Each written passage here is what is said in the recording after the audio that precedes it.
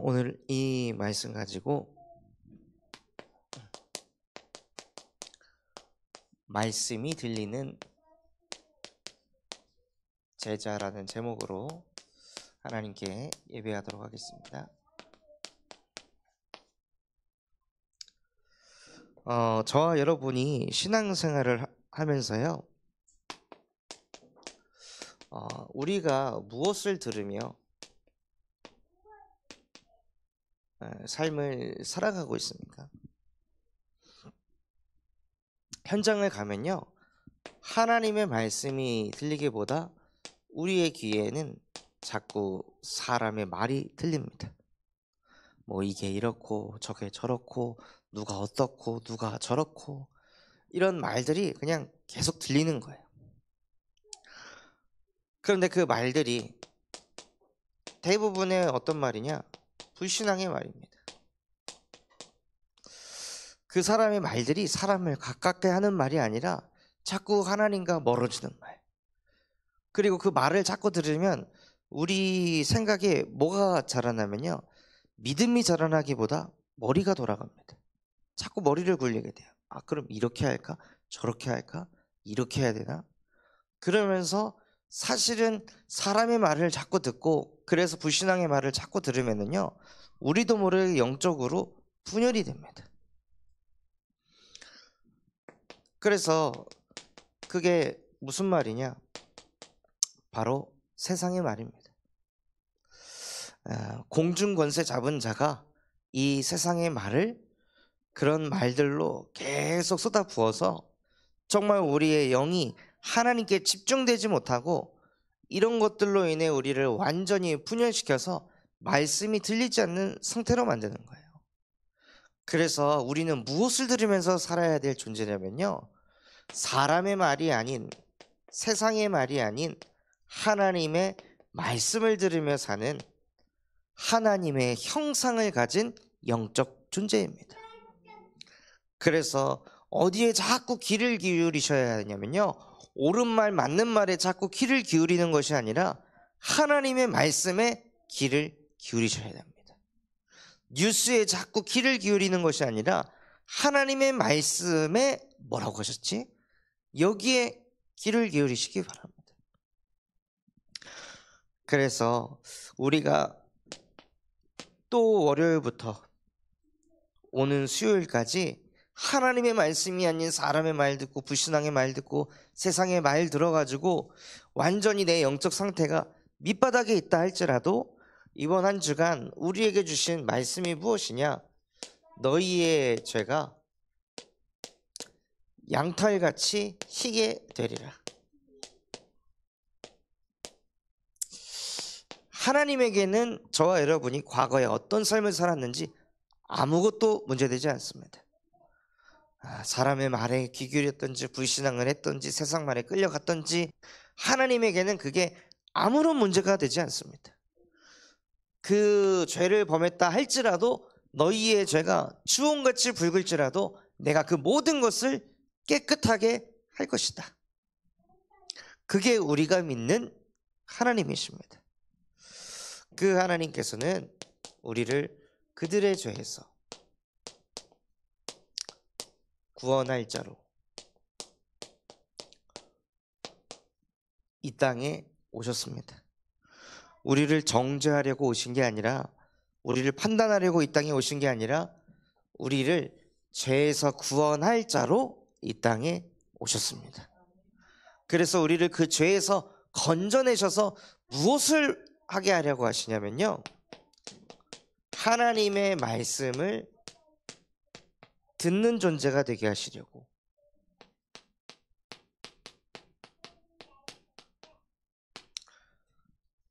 그냥 예배를 하는 것이 아니라 하나님의 말씀을 실제 듣는 존재야. 그래서 신명기 28장 1절에서 6절에 하나님의 말씀을 삼가 듣고 지켜 행하는 자에게 하나님께서 따라다니시면서 복을 쏟아 부으십니다.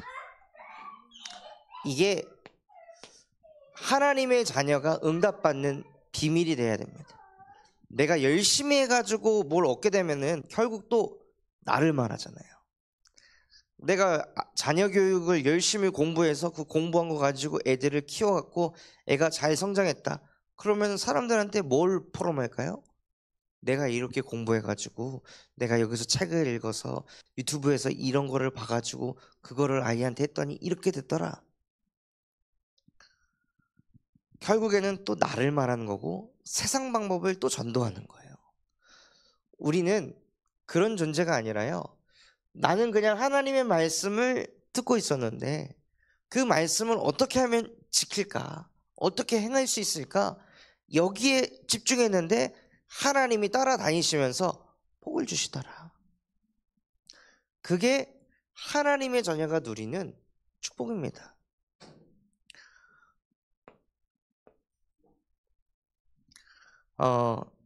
방금 이제 군산대학교에 가서 한 대학생을 만나가지고 이제 다락방을 하는데 그 친구를 만나니까 과거에 저 대학교 시절에 저를 가르치셨던 분이 군산대학교를 졸업해가지고 이제 외래 강사가 되신 분이었는데 제가 그때 당시에 과대표 일을 하느라고 이제 수업 시간에 자꾸 빠지게 되고 그런 상황 속에서 이제 중간고사를 치러야 되는데 오픈북으로 시험을 치르게 해주셨습니다.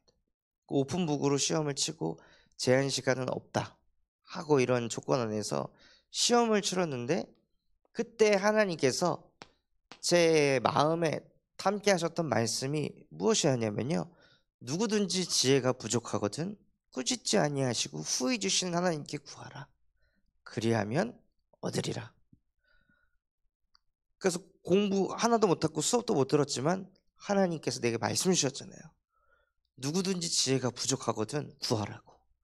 지금 당신께 구합니다. 하나님, 저 지금 공부할게요. 그래서 중간고사를 보는 그 시험 시간에 개념 같은 거를 그때 막 공부하기 시작해가지고 문제들을 이제 풀어서 남들은 막 2시간 만에 끝나서 나갔는데 저는 한 6시간 동안 이걸 풀었거든요.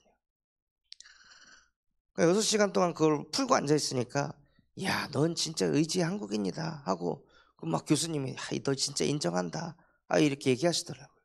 그래서 교수님, 저 의지 박약이에요. 저 진짜 이거 제 능력 아니고요. 저는 크리스찬입니다. 하나님이 저와 함께 하셔서 하나님이 제게 지혜를 주셔서 할 수 있었던 거지. 제 능력으로 이거는 불가능한 일입니다. 하고 하나님을 전하게 하시는 거예요. 그러니까 그분이 알고 보니 장로님이었고 그래서 은혜 받아가지고 나중에 따로 강사실에 불러서 자기가 그 얘기 듣고 회개했다고.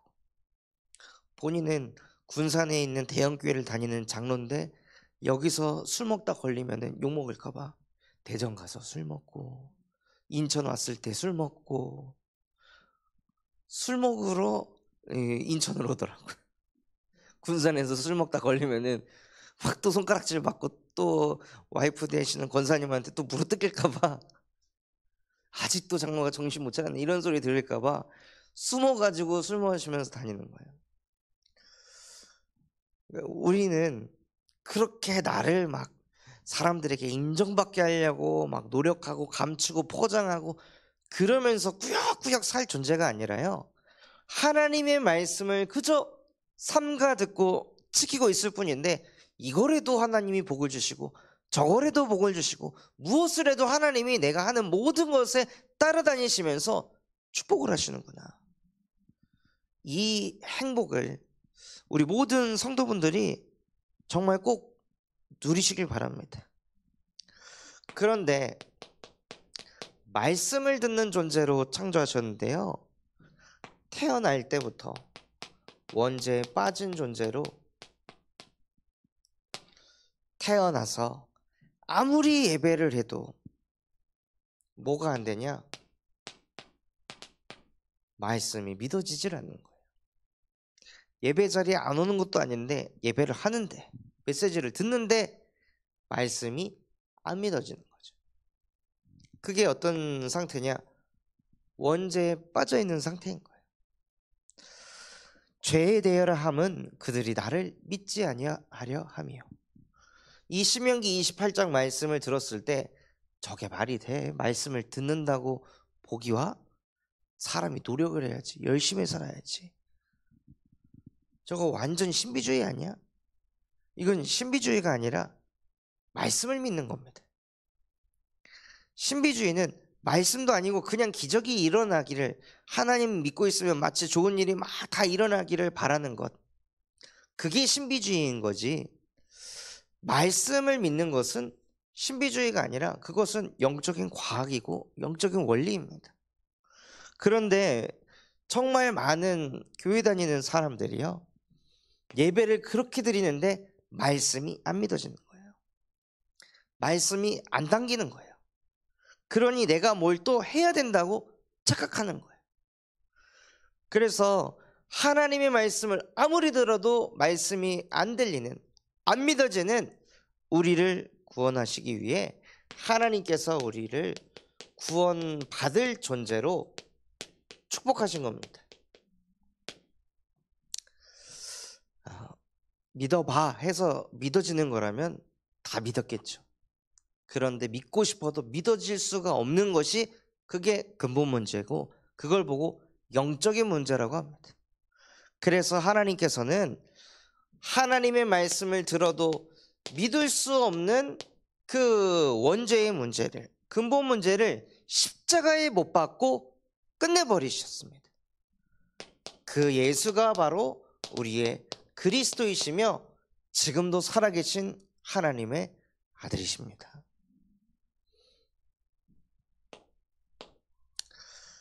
그래서 하나님의 말씀이 안 들린다, 안 믿어진다, 나에게 무엇이 필요하냐?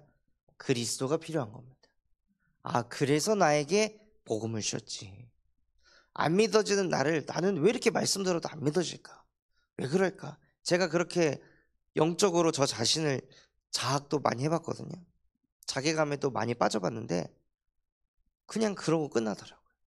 계속 자책하게 되고 자괴감에 빠지고, 나는 말씀 들어도 왜 이렇게 깨닫는 게 없고, 나는 말씀 들어도 왜 이렇게 안 믿어질까? 나는 왜 옆에 청년들은 아멘 아멘 하는데 나는 왜 아멘이 아도 안 나오고, 저렇게 될까? 나도 저렇게 될까? 될 수 있을까? 자꾸 이렇게 질문이 두고 의문이 생길까?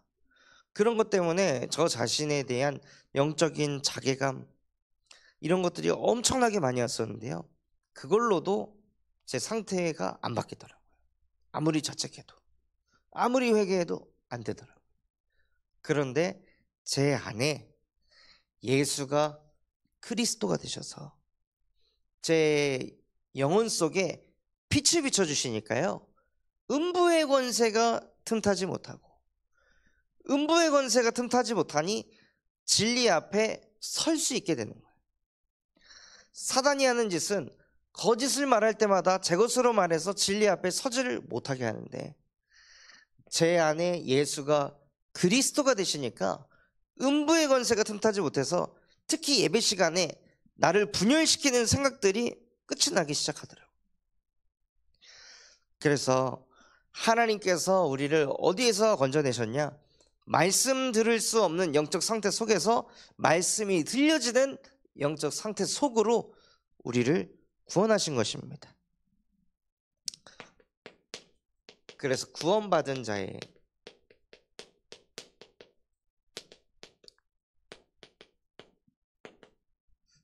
축복이 무엇이냐면요, 하나님을 예배하는 예배자가 되는 것입니다.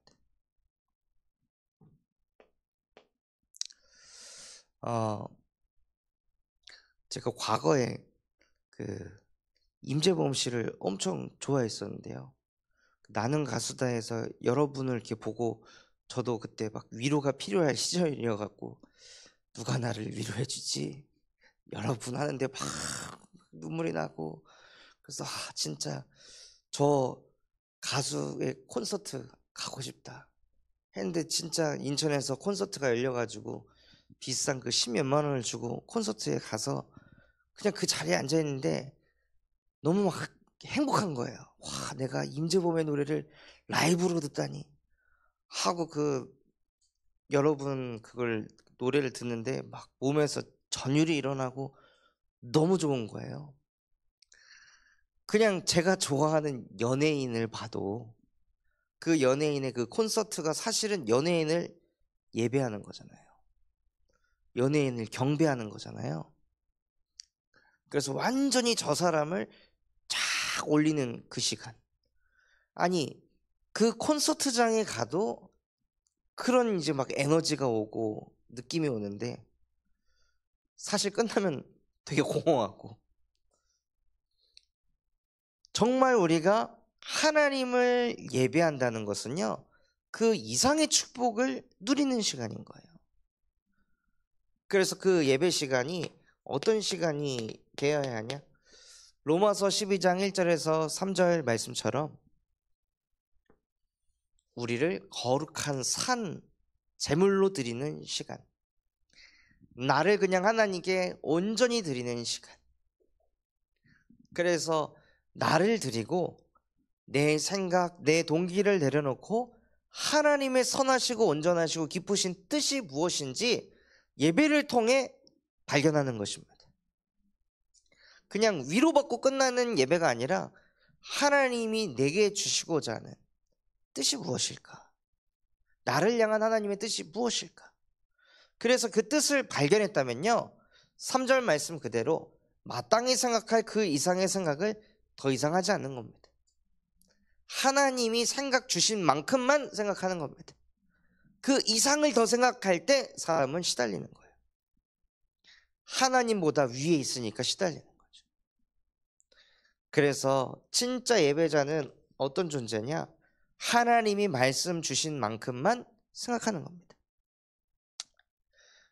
지금 감사하게도 군산대학교에 중독 예방 동아리를 세우기 위해서 기도를 저희가 계속 하고 있잖아요.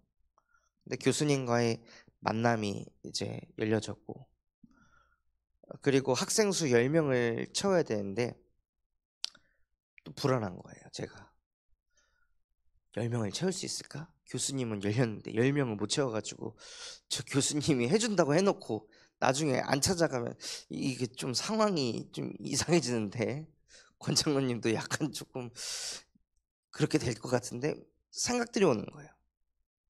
하나님께서는 저에게 이 말씀을 주셨는데, 네가 나가도 복을 받고 들어와도 복을 받고 무엇을 해도 네가 복을 받게 될 것이다. 이 말씀을 이번 한 주간 제가 강하게 잡은 말씀이거든요. 근데 이 말씀보다 마땅히 생각할 그 이상의 생각을 제가 하니까 시달리는 거예요. 스트레스를 받는 거예요.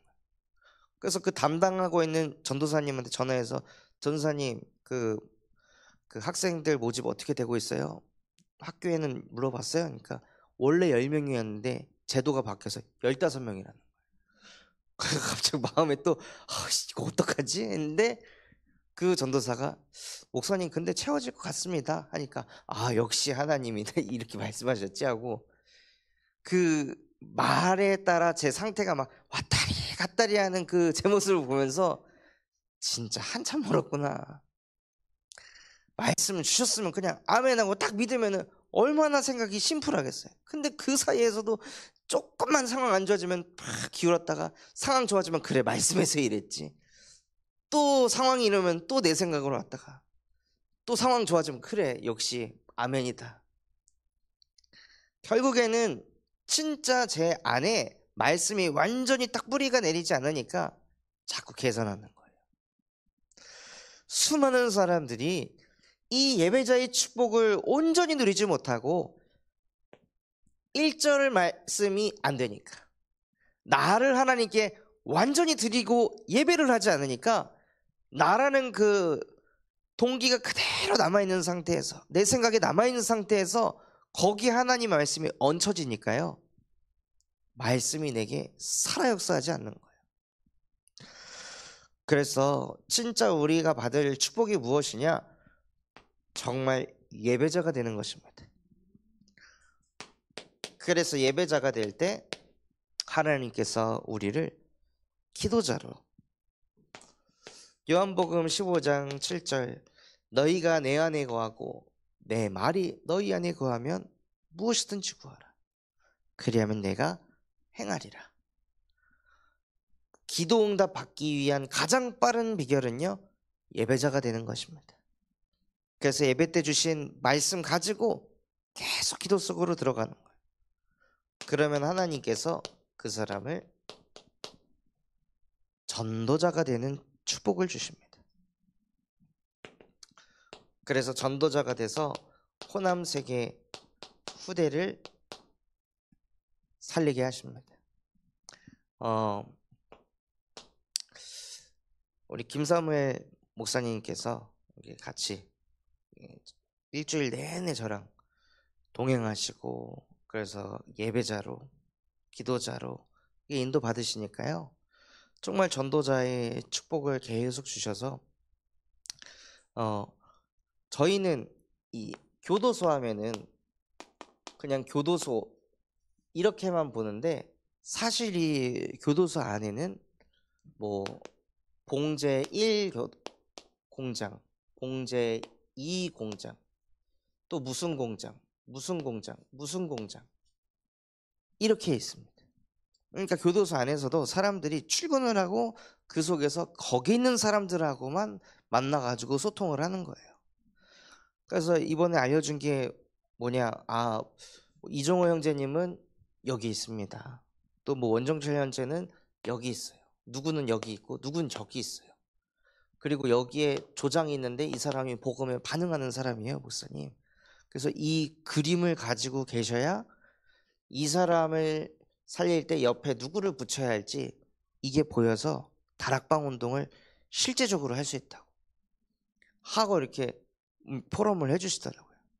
그래서 오늘 새벽에 가시기 전에 그 자료들을 쫙 다 정리해가지고 저한테 써서 주셨거든요. 근데 이거를 듣고 서로 포럼을 하는데 무슨 생각이 드냐면, 도대체 어떤 미친 인간들이 이렇게까지 교도소에서 전도운동을 하고 싶어 할까? 그냥 한 달에 한 번 뭐 떡 한 번 돌리고 빵 한 번 사주고, 그러고 단체로 사진 한 장 찍고 교회에서 그거 이야기하고 다. 그런데 진짜 하나님이 우리 교회에 전무후무한 응답을 주셔가지고 이렇게까지 하나님이 이곳에서 전도운동을 일으키시는구나. 그래서 곧 또 다음 주에 4명이 출소하거든요. 그래서 한 명은 목포, 한 명은 전주. 그래서 그 사람들 나가기 전에 또 만나서 또 복음 전하자고. 그래서 예배자가 되고 기도자가 되니까요, 전도자의 축복을 주셔가지고 복음이 계속 뻗어가게 하시더라고요. 그래서 이번 주에 너희의 죄가 주홍 같을지라도 희게 되리라 라고 말씀을 주셨는데요, 이스라엘 백성들이 말씀을 듣지 않으니 무슨 일이 벌어졌습니까? 머리에 병이 생겼다고 했습니다. 머리에 병이 생긴 걸 보고 정신병이라고 합니다. 그냥 말씀을 안 들었는데 정신에 문제가 오는 거예요. 왜냐?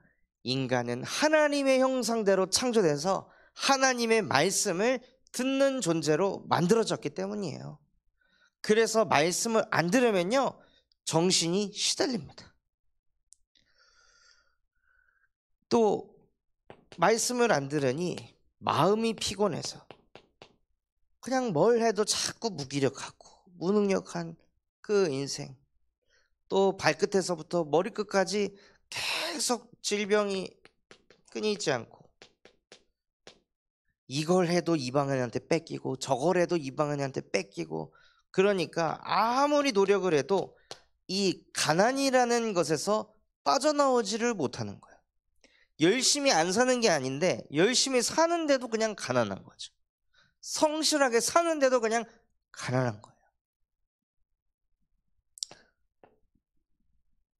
왜요? 하나님의 말씀을 들어야 될 인간이 하나님의 말씀을 듣지 않으니까.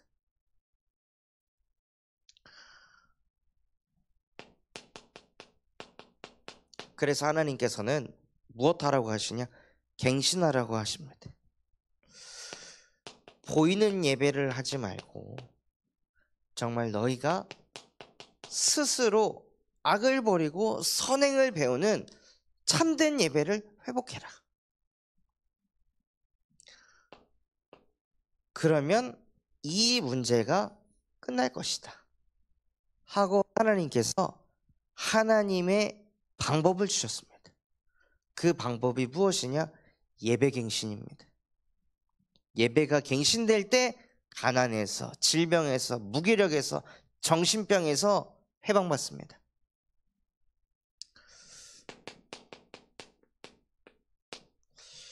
또 이 하나님의 말씀에 우리가 기뻐하며 순종할 때 하나님께서 아름다운 소산을 주십니다. 그것은 경제가 될 수도 있고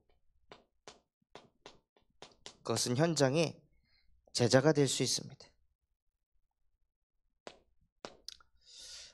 이번에 화요 집회 때 사무엘 목사님 모시고 같이 갔었는데요. 사실 저도 처음이거든요. 우리 다락방 운동의 흐름 속에 있는 사람하고만 화요 집회를 가봤지, 전도 현장에서 복음 전해가지고 반응한 사람을 화요 집회 데리고 간 거는 제 인생에도 처음 있는 일이거든요. 그러니까 다 모르잖아요. 그래서 가서 목사님 여기는 여기 신학교고요, 여기는 RGS고요, 여기는 뭐 하는 데고요, 뭐 하는 데고요, 다 이제 설명해주고 알려주고, 그리고 이제 집회 시간에 참석해서 메시지를 듣는데 충격을 받는 거예요. 젊은 사람부터 할머니 할아버지들까지 딱 앉아가지고 말씀에 초집중해서 싹 쓰고 있는 걸 보고, 아, 이래서 이 단체가 세계복음을 하는구나 하고 그런 거를 보셨다고 이해하시더라고요. 그래서 이거는 언제 또 하냐? 그래서 매달 합니다. 그러면 자기가 매달 여길 와야겠다고, 회비도 미리 준비해가지고 자기가 이 집회를 계속 참여해야겠다 하고 이런 포럼까지 하시더라고요. 그래서 야, 정말 하나님의 말씀에 순종하고만 있었을 뿐인데 하나님께서 아름다운 소산을 부어주시는구나. 그래서 우리가 말씀이 들리려면 어떻게 해야 될까요? 예배를 갱신하라고 하셨는데, 그러면 그 예배가 들려지려면 어떻게 해야 하냐? 영적 상태부터 바꿔야 합니다.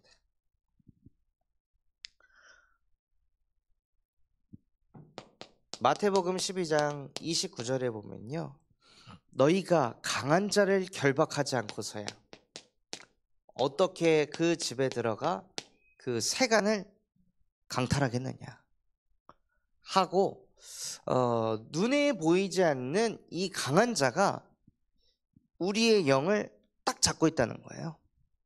그래서 이 강한 자가 어떤 누군가는 경제를 통해서 딱 잡고 있고, 어떤 누군가는 열심이라는 것으로 딱 잡고 있고, 어떤 누군가는 성취감으로 딱 잡고 있고, 어떤 누군가는 사람으로 잡고 있습니다. 그래서 이 강한 자가 자기도 모르게 자꾸 그 우상을 숭배하게 하는 거예요.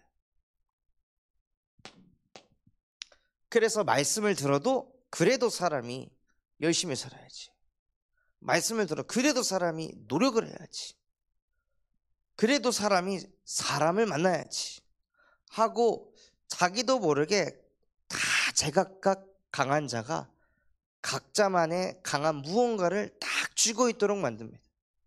그래서 그게 너무 강하니까 메시지가 안 들어가는 거예요. 그 기준이 너무 강하니까.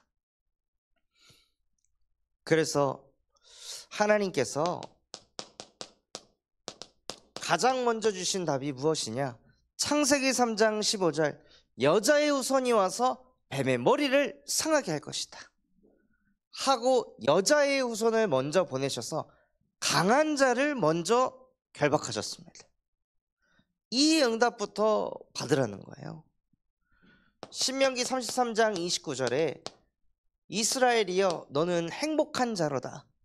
너와 같이 구원을 받은 자가 누구냐? 여호와께서는 너의 영광의 칼이시로다.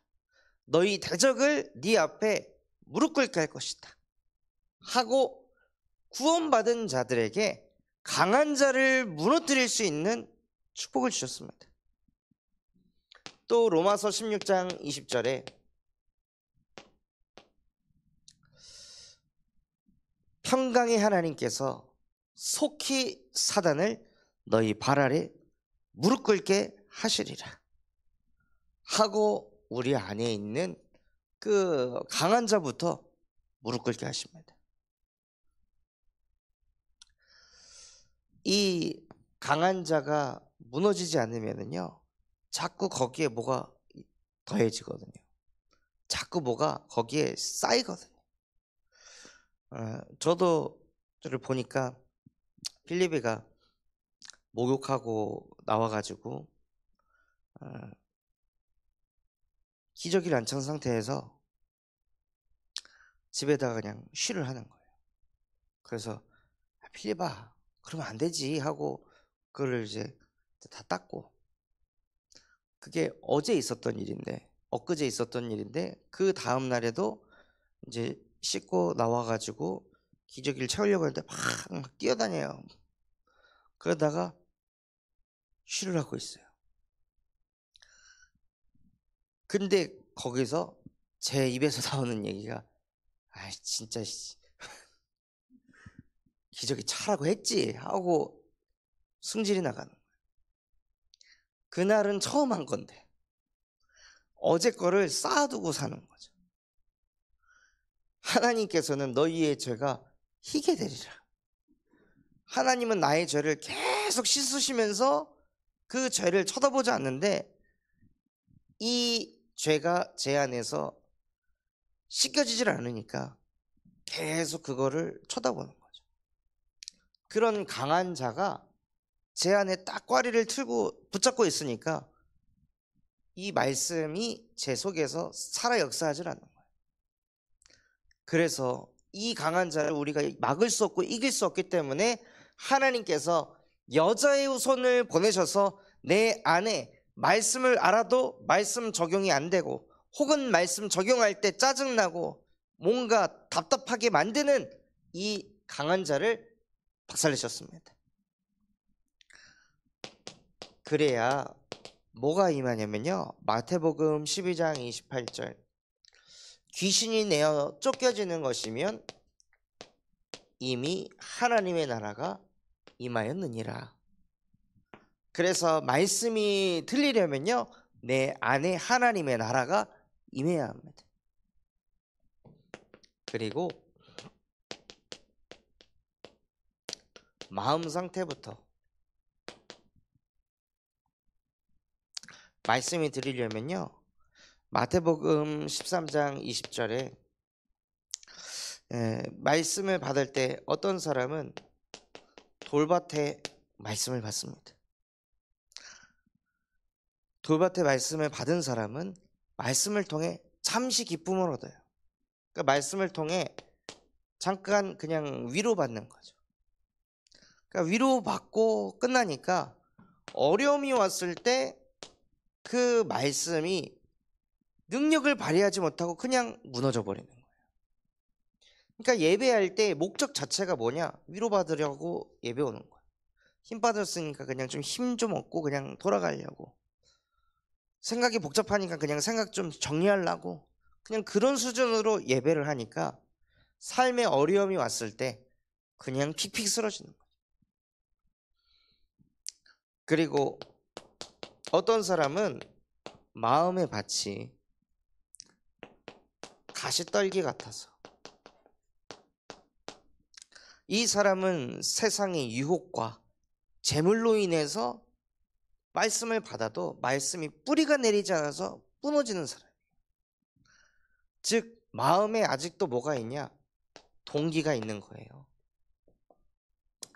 그 동기가 있으니까 말씀이 깊숙하게 뿌리를 못 내리고 이 동기에 항상 얻어 걸려서 말씀도 내 이 동기를 실현시킬 수 있는 메시지만 말씀만 붙잡고 하나님이 내게 주시고자 하는 말씀이 들리질 않는 거예요.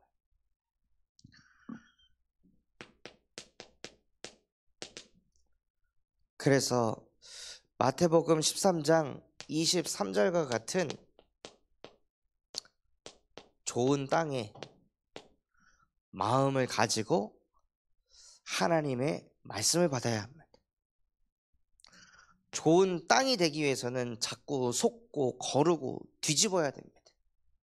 내 마음 밭에 있는 동기를 뒤집고 자꾸 위로받으려고 하는 그 생각들을 자꾸 뒤집어가지고 내 동기 또 위로를 받아야 되는 그 공감해야 되는 그런 모든 생각들을 싹 다 뒤집어서 그냥 하나님이 내게 말씀만 하시면 나는 아멘 하겠습니다. 이러는 사람은요 100배, 60배, 30배 결실을 얻게 됩니다.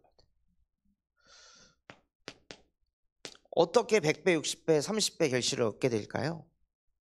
그 사람은 말씀을 적용하려고 합니다. 내 생각에도 적용하고 선택에도 적용하고 인간관계에도 적용하고 경제 문제도 적용하고 모든 것 속에 말씀을 자꾸 적용하는 거예요. 그러니 말씀이 인생에 막 살아 역사하는 거죠. 그럼 그렇게 적용된 말씀은요 뿌리가 깊이 내려서 10년이 지나도 그 말씀은 사라지지 않습니다.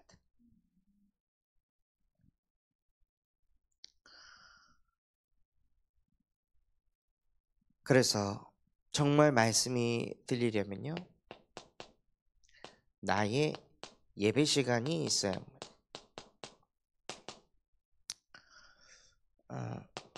창세기 37장 23절에서 24절에 하나님께서 요셉을 혼자 있게 하셨습니다. 구덩이에 빠진 게 아니라요 혼자 있게 하신 거예요. 예배하라고. 자꾸 혼자 안 있고 아버지랑 있으니까 문제만 생기면 아버지, 뭐만 있으면 아버지. 그러니까 하나님의 말씀에 귀 기울이질 못하는 조건에 있으니까 하나님께서 요셉을 혼자 있게 하신 거예요. 또 하나님이 모세를 찾아오실 때 언제 찾아오셨냐? 모세가 혼자 양을 치고 있을 때, 혼자 일하고 있는 그때에 하나님이 모세를 찾아오셨습니다. 그리고 예수님께서 무리들을 다 보내시고 따로 기도하러 산에 혼자 계시니라. 그러니까 혼자 있는 시간에 무슨 시간이냐? 외로움을 느끼라고 하나님이 우리를 혼자 두신 게 아니라 혼자 있는 시간에 공허함을 느끼라고 주신 게 아니라 혼자 있는 시간을 통해 하나님은 예배를 받기를 원하십니다. 그래서 이것을 제가 묵상하면서 느낀 게 무엇이냐면 왜 혼자 있을 때 외롭지? 혼자 있을 때 예배를 안 하니까 외로운 거구나. 혼자 있을 때 하나님과 함께 해야 될 인간이 혼자 있는 그 시간에 그냥 혼자만 있으니까. 그래서 외롭고 그래서 공허하고 그래서 우울한 거구나. 그래서 지금 우리의 시간표가 혼자 있을 시간표라면요 바로 예배할 시간표입니다.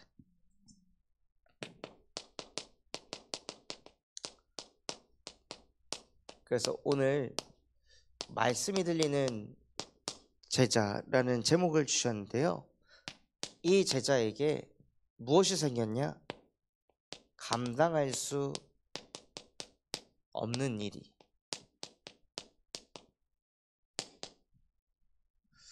생겼습니다. 예레미야가 아직 시위대 뜰에 갇혀 있을 때, 즉 아직 교도소에 있을 때 여호와의 말씀이 예레미야에게 두 번째 임하니라. 감당할 수 없는 일을 만나면 사람들은 그냥 무너집니다. 시험에 들고 좌절하고 쓰러지는데요, 그때 뭐가 들려야 되냐? 그때 말씀이 들리는 거예요.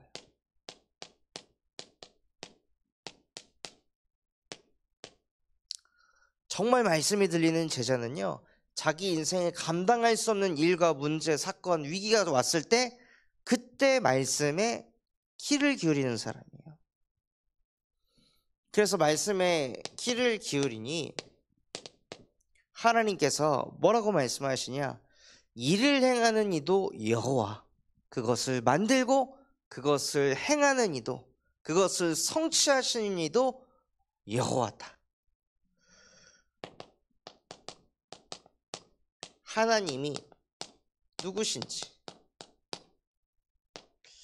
감당할 수 없는 일을 만났을 때 내가 믿는 하나님이 누구인지 먼저 그것을 깨닫고, 이 하나님께서는 감당할 수 없는 일도 감당하게 하실 수 있는 하나님이시지.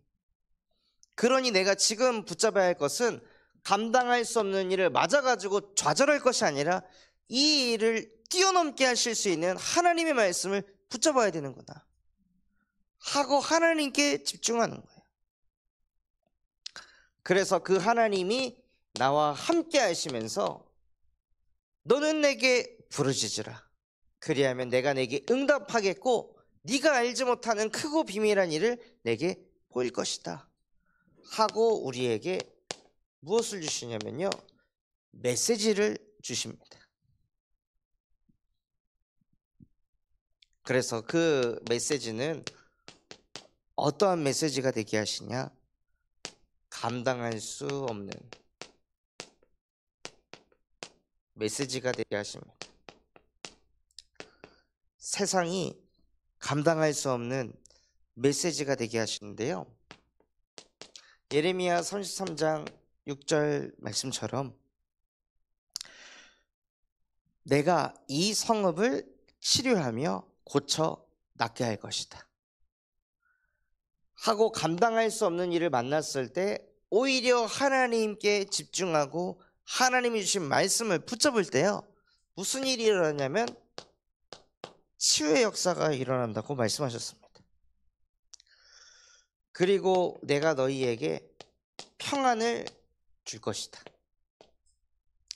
아니, 감당할 수 없는 일을 만나면 무너져야 되는데 하나님이 우리와 함께 하시면서 내 마음과 생각을 붙들어 지키신다는 거예요.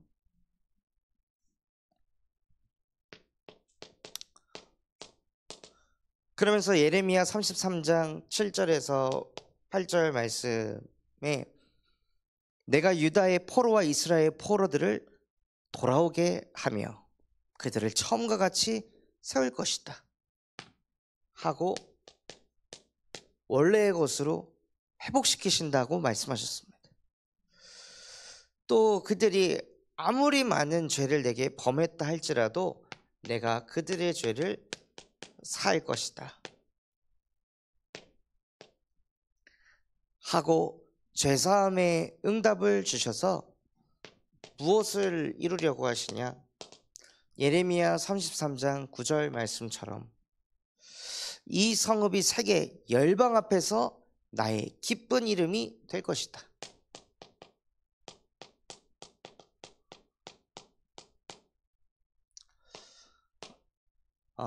우리의 삶 속에요, 감당할 수 없는 일을 만났을 때 하나님의 말씀이 들려지고 그 하나님이 누구신지 알고 부르짖어서 그 하나님이 주신 메시지를 붙잡고 있을 때 하나님께서 세계 열방 가운데 우리의 이름을 하나님의 기쁜 이름이 되도록 축복하신다 말씀하셨습니다.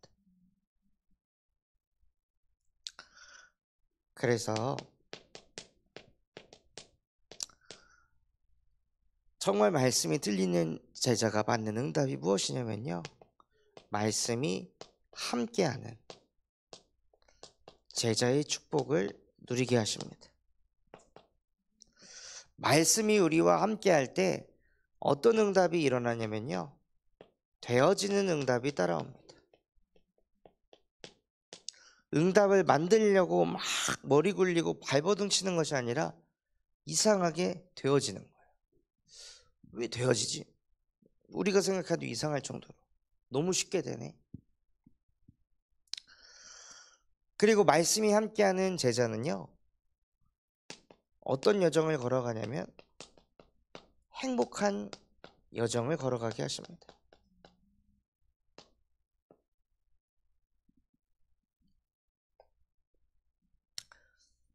일주일 거의 내내 우리 사무엘 목사님과 함께 하면서 말씀이 살아 역사하고 하나님이 함께 하시니까요, 그 모든 여정이 행복한 여정이 되게 하시더라고요.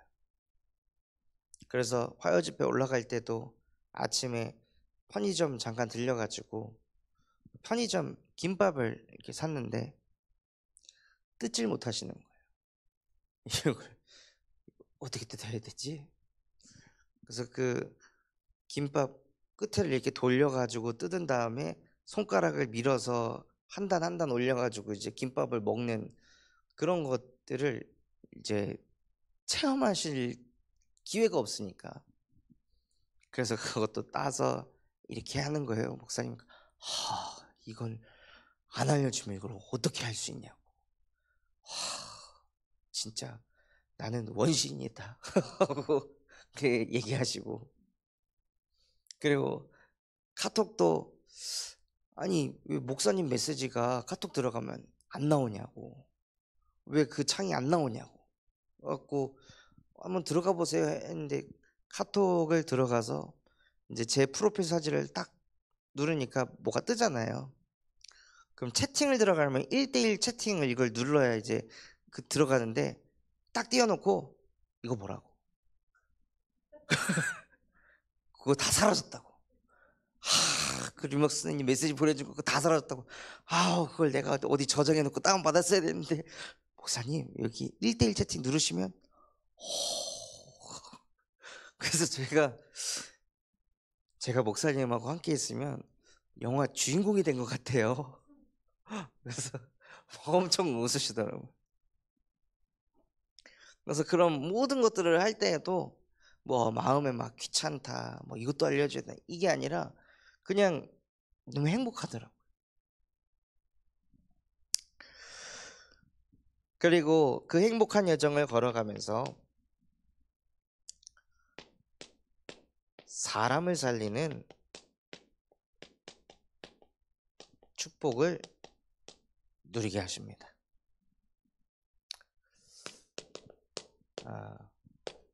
이번 주일 2부 예배 때 메시지를 들으면서 제 마음에 가장 감사했던 게 있었는데요, 그것이 무엇이었냐면, 이 목사님께서 저는 이곳에서 나의 과거를 얘기하는 게 부끄럽지 않다, 오히려 과거를 얘기할 때 더 기쁘고 행복하다, 그런 얘기를 하는데 뭉클하고 너무 감사하더라고요. 정말 우리 군산 참성왕교회 성도분들이 그냥 메시지만 듣는 것이 아니라 실제 하나님의 말씀이 들어가서 그 목사님이 오셨을 때 다 느낄 거 아니에요. 목회자이기 때문에 영적으로 민감하거든요. 이 사람이 나를 판단하고 있는지 뭐 계산하고 있는지 그게 다 보인단 말이에요. 근데 오셔가지고 느낀 그 느낌이 진심이구나, 여기 있는 분들은. 그래서 여기에서 내가 포장할 이유가 하나도 없구나, 나의 과거를 감추려고 하지 않아도 되는구나, 나 이렇게 약하다고 부족한 사람이라고 오픈해도 되는 교회구나 라는 그 메시지를 하시는데, 하나님께 너무 감사하더라고요. 하나님 정말로 너희의 죄가 주홍 같을지라도 희게 되리라, 그 말씀이 성취되는 현장입니다 하고 그것을 보면서 너무 감사했습니다. 그래서 교회 전체가 사람을 살리는 축복 속에 있구나. 그래서 결론으로요, 정말로 우리의 인생에 말씀이 들리면